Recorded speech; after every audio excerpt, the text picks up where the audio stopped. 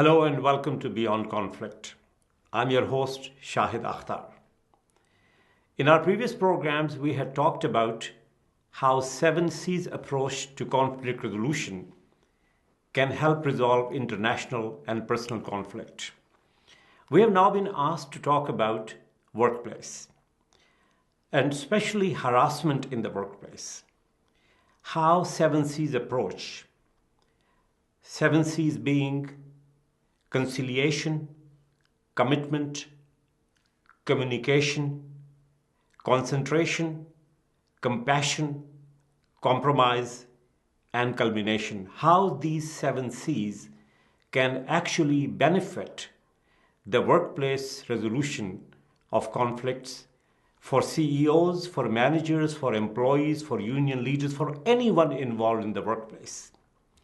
Now, workplace conflict history goes back as far as the work itself.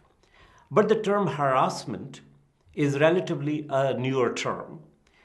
The term came into some use in the 80s, but I can pinpoint a day, a time when the term harassment became a household term in workplace context. Many of you may remember in 1991, there were some Senate hearings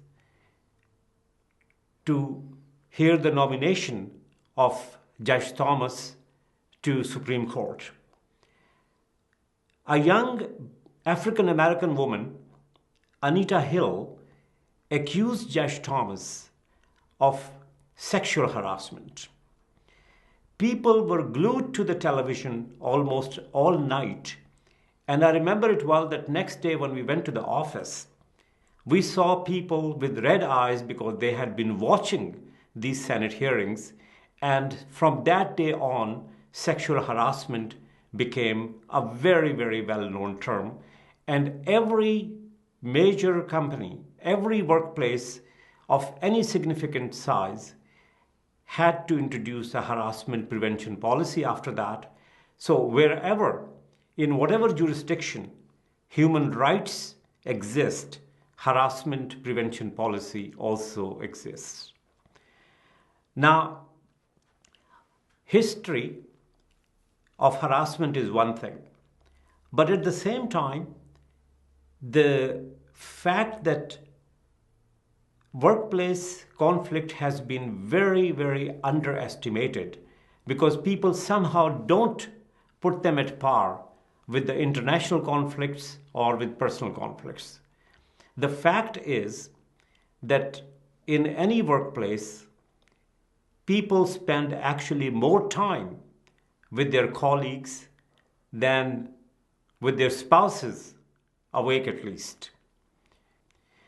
We underestimate the workplace environment because somehow we think that their significance is not as crucial as other conflicts going on. But the fact remains that workplace conflicts do not end at the workplace.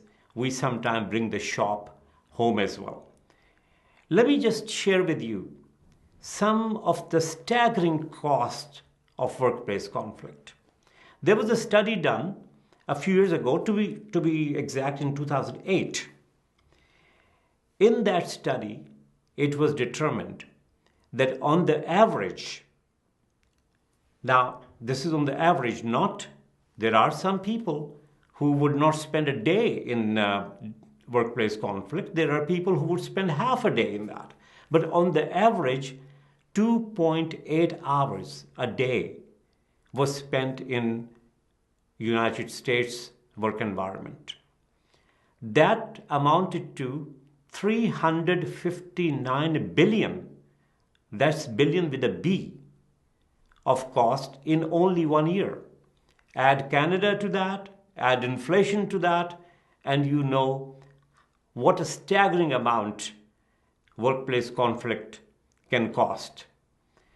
Now, this is only the financial. The other cost is even more serious in terms of health, in terms of absenteeism, in terms of reduced capacity in the workplace. where people somehow cannot attend to their core functions, to their core responsibilities, because they're sidetracked, because they're distracted.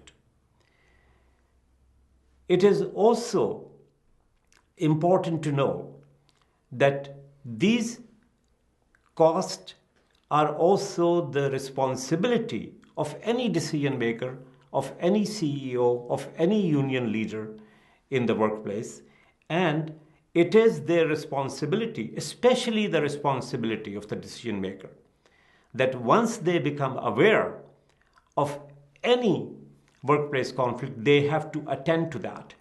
It's not a moral issue only. Many jurisdictions require by law that doesn't matter who initiates it, doesn't matter who are the parties to this conflict, it is the employer, it is the decision maker, it is the manager who is eventually responsible for that. So it is very important for you to pay attention to it. One thing you can never do is that the moment you become aware of a workplace conflict, you cannot ignore it. Inaction is not an option in these cases. Let me just also very briefly mention what is it that you can actually do, how you can apply some of these 7 C's to dealing with these issues in order to prevent them to begin with. But let's say they are not prevented, they occur, then how you can minimize the negative impact. The first thing you have to do is, as a decision maker, as a manager, as a CEO, the first thing you have to do is conciliate with the fact that it exists. Unless you accept that a conflict exists, there is nothing that you can do about it. And many times I have seen during my 18 years of dealing with these conflict situations that many decision makers, they hide their head in the sand and try to ignore it, hoping that it will go away. It doesn't go away. It turns into almost like a pressure cooker that when it explodes, it explodes with a violence. And there have been situations where ordinary little things in the workplace have actually ended up in very violent situations because they were ignored by the decision makers at that time in the hope that somehow it will go away. So conciliation is extremely important. You have to develop a communication strategy to deal with it. And by that I mean that there will be, as manager, there will be many people who will come to you. They will tell you everything about the situation they are facing. They will tell you how some of the colleagues, particularly the alleged harasser, is making their life miserable. They will tell you how they're facing extremely difficult situation in the workplace, but they will also tell you not to tell anyone about it. You cannot allow them to bare their chest in front of you and then tell you that no, you cannot share this with anyone else, because confidentiality, certainly you have to respect confidentiality, but only with the limitations. You have to take action. You're bound by law, you're bound by morality, you're bound by everything to make sure that you do take action. And you tell them that you will attend to this situation, you will be respecting their confidentiality as much as possible, but you will not guarantee that nothing will go out, because communication strategy also means that you have to involve the alleged harasser in that. Dealing with harassment in the workplace, we must understand the techniques of the 7 C's approach, which means that we have to understand what resolution options we have. Now, there generally are 4 or 5 resolution options that we can exercise. the first thing sometime that comes to mind is do nothing.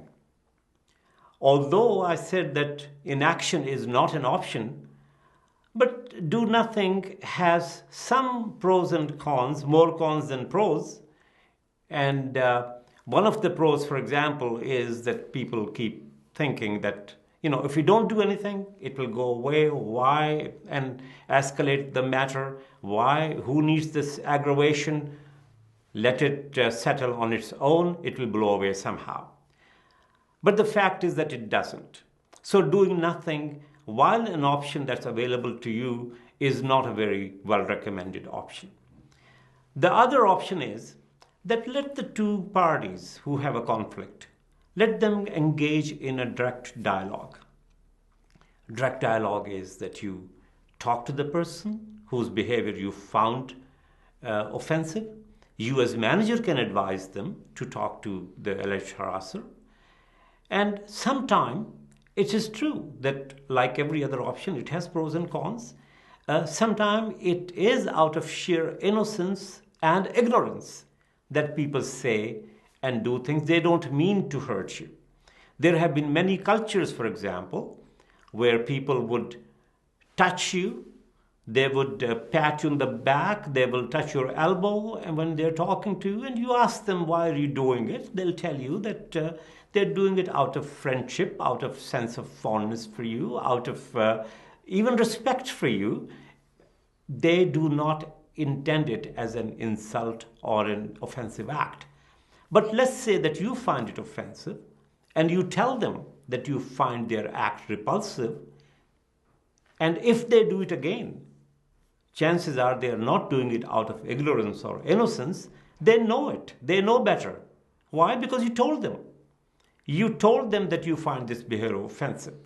So it sometimes is very helpful to engage in direct dialogue with the two parties who feel that there is some conflict going on between them. But again, there are some cons as well, which is that it can escalate into something more serious. The person who is already harassing you, in your opinion, can get offended because you have told them so directly. So then you have another option, which is the formal options, formal resolution options, which means that if you have a workplace harassment prevention policy, you can have the matter investigated, you can take the matter to court, you can take it to your Human Rights Commission.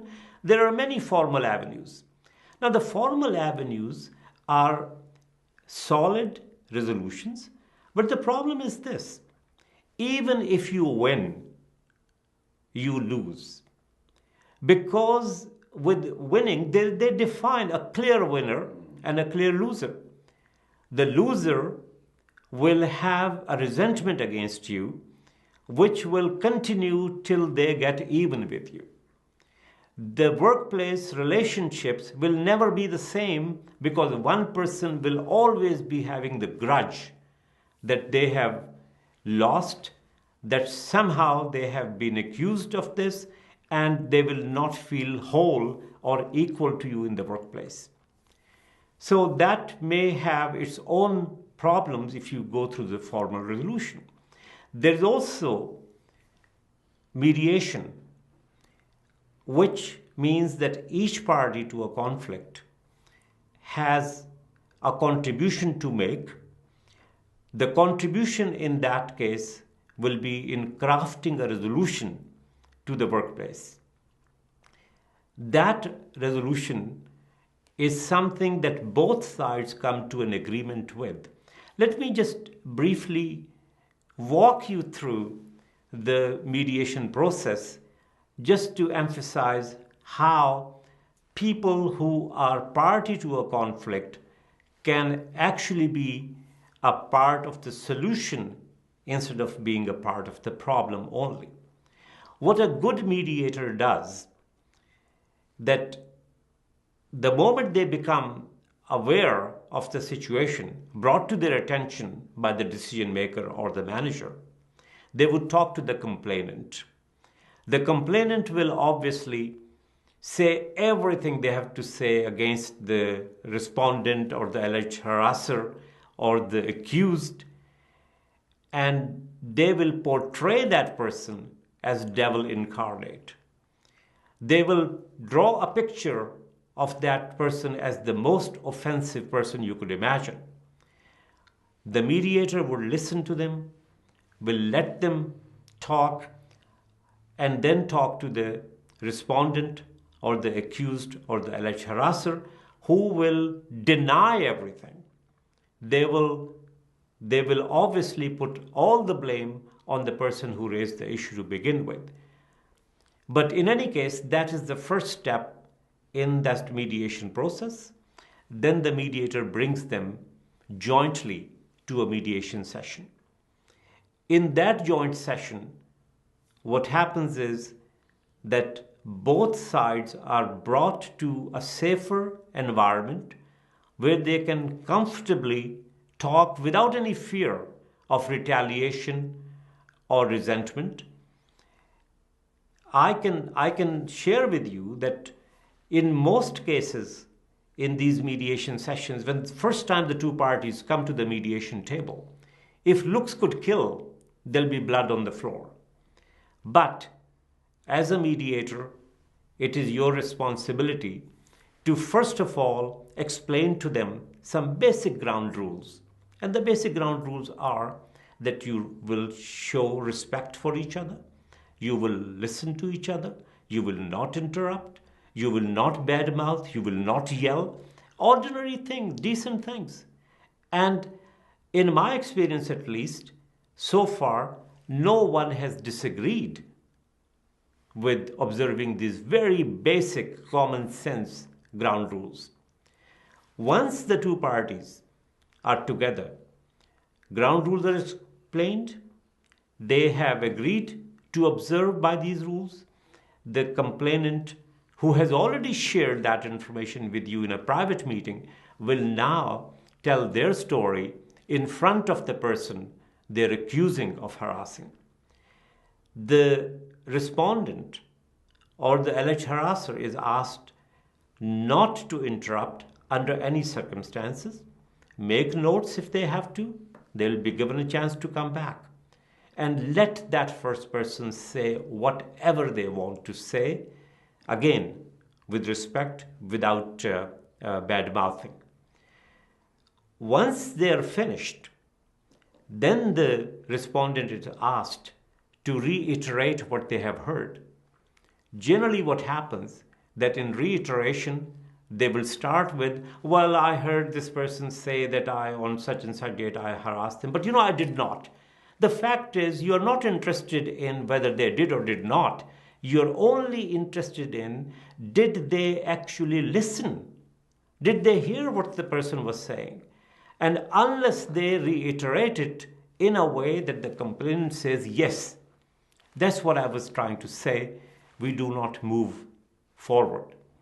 Once they have reiterated, once both parties have agreed that yes, this was said, then the reverse process is applied. Now the respondent, the alleged harasser, will say the things that they have to say, and the complainant will listen, make notes, and not interrupt. They will reiterate. Once it is done, then they will be asked to define. Now their roles are changed completely. They are no longer, for this little segment, they are no longer adversaries.